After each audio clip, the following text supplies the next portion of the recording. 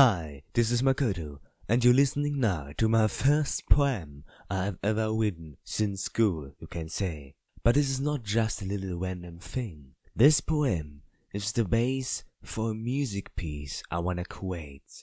So you can say it's a little teaser for that what will come up.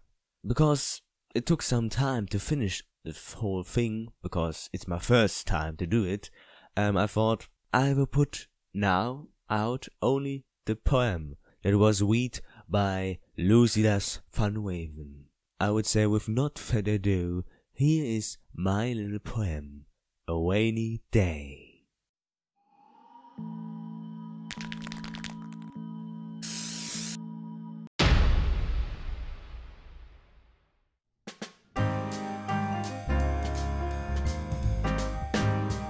A rainy day.